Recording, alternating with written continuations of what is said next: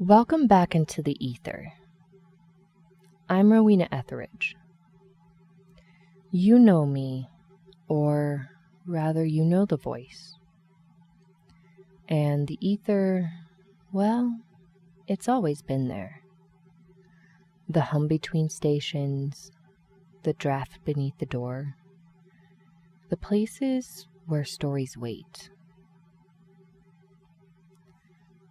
Tonight, I bring you one of the most enduring stories whispered on highways and lonely roads. A story told across continents, repeated in countless variations, always with the same core. A figure by the roadside, pale, sometimes in white, sometimes in red, sometimes asking for a ride. You let them in, and when you look again, they're gone. This is the case file of the Vanishing Hitchhiker. 3 files, 3 landscapes, 3 voices that echo each other across the world. Ripples in the ether, feel the night unwind, tales of the unknown, where the lost you'll find, with the lantern glowing, through the void she weaves, Rowena leads where the spirits never leave.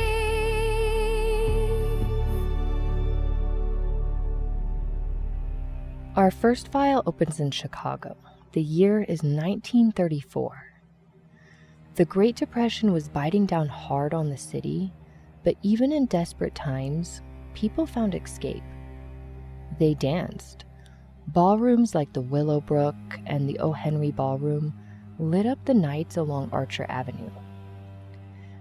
And it is here, in this landscape of jazz and dust, Catholic cemeteries and taverns, that she appears. They called her Resurrection Mary.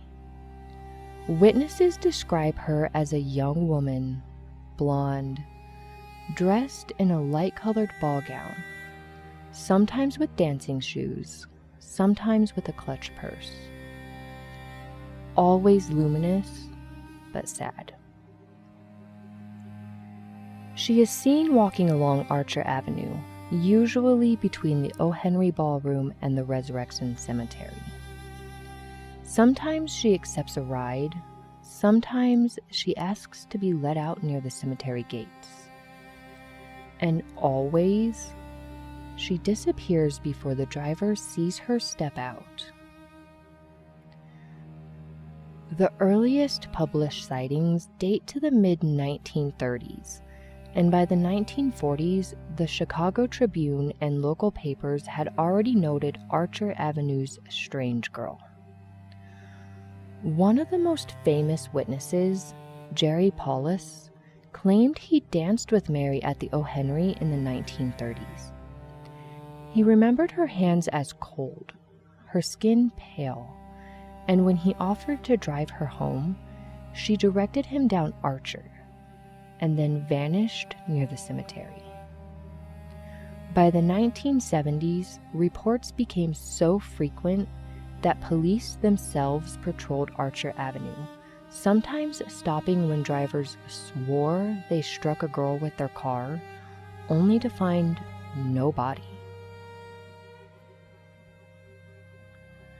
Perhaps the most chilling physical evidence comes from the cemetery itself.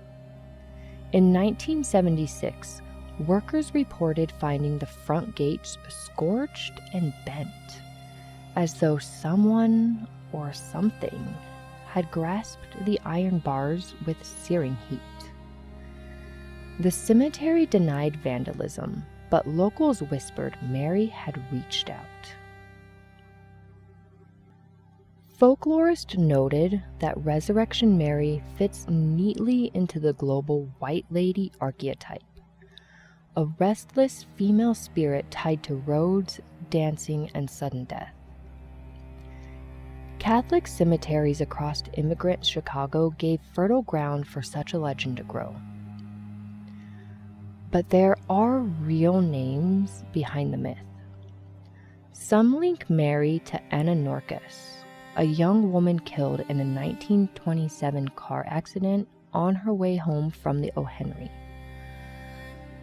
Others say the legend blends multiple accidents into one spectral figure. Still, Resurrection Mary persists. Sightings continue into the 2000s. Taxi drivers, clubgoers, locals driving late at night.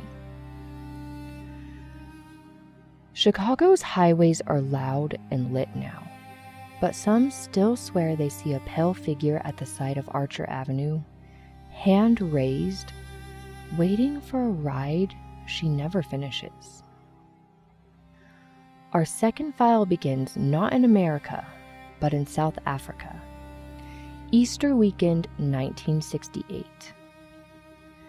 The Karoo is vast, arid land, a place of thorn trees, gravel roads, and horizons that swallow travelers whole.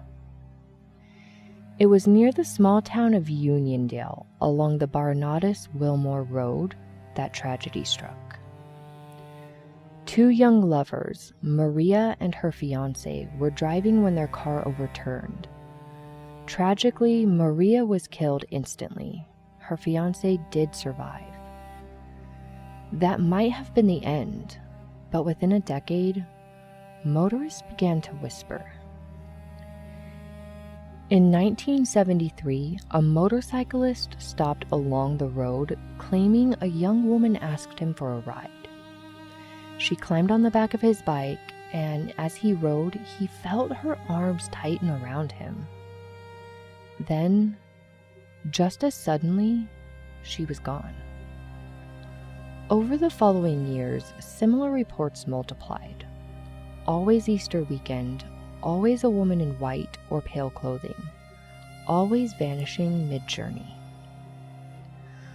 One famous report published in the Rand Daily Mail in 1978 described a motorist who picked her up, conversed with her, and turned his head for a second, only to find the seat empty. Uniondale locals began to call her the Uniondale White Lady. South Africa has its own deep traditions of restless female spirits. Across African and European descended folklore, a figure of a woman bound to a tragic accident, a place she can't leave, reoccurs. Maria's roadside ghost became so entrenched that even skeptical journalists admitted that something was happening on that stretch of road. Whether collective imagination or something deeper, the Uniondale hitchhiker remains one of the best documented modern vanishing hitchhiker legends outside the United States.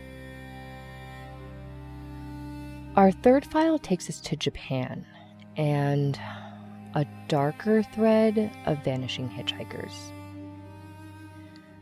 Japan's folklore is filled with spirits called Onryō, vengeful ghosts. They are women wronged in life, often betrayed or killed, who return with their hair unbound and faces twisted with grief and fury. In the 20th century, the Onryō found their way onto the roadside. In the years following the 2011 Tohoku earthquake and tsunami, taxi drivers reported something uncanny. Multiple drivers interviewed by university researchers claimed passengers hailed their cabs, often pale, wet, and silent. When asked for a destination, they would give an address in the coastal zones destroyed by the tsunami. This echoes older Japanese roadside tales. In the 1950s, newspapers in Tono recorded stories of soldiers' widows appearing along rural roads, asking for rides, but vanishing before the next town. Unlike Resurrection Mary or the Uniondale hitchhiker, these ghosts were not playful echoes of dance halls or tragic brides. They were rooted in disaster. They were grief itself, reaching for the living. The Vanishing Hitchhiker in Japan is not just a roadside tale. It resonates with a nation where roadside memorials, or jinzu, statues line the highways in honor of the dead. The ghost in the back seat may be a reminder that the boundary between the living and the lost is thinnest in places of sudden death. 3 files: Chicago's Resurrection Mary, the Restless Dancer; Uniondale's Hitchhiker, the Tragic Bride; Japan's Onryō Passengers, Grief Given Form. They share the same shape: a figure waiting by the road, a ride begun but never finished, a disappearance that leaves no trace but the chill in the driver's bones. Folklorists argue these are metaphors, stories of caution, of grief, of trauma given ghostly form. But others insist that these are not metaphors at all. They are echoes, ripples, proof that the road itself remembers. And so I ask you, when you drive late at night, headlights cutting the dark, would you stop for the figure at the roadside? Would you let her in? This has been Ripples in the Ether. If you wish to keep listening, follow the signals. Instagram @Ripples in the Ether, Facebook Ripples in the Ether, email ripplesintheether@gmail.com. I highly encourage you to visit patreon.com/ripplesintheetherpodcast. Not only will you receive early access to all episodes, but you will also get exclusive Patreon-only content that you will not find anywhere else. And please comment, like, subscribe, do all those things that lets the algorithm know that I deserve to be here along with all the other amazing creators. This is Rowena Etheridge, and until next time, keep your eyes on the road and be safe out there in the ether.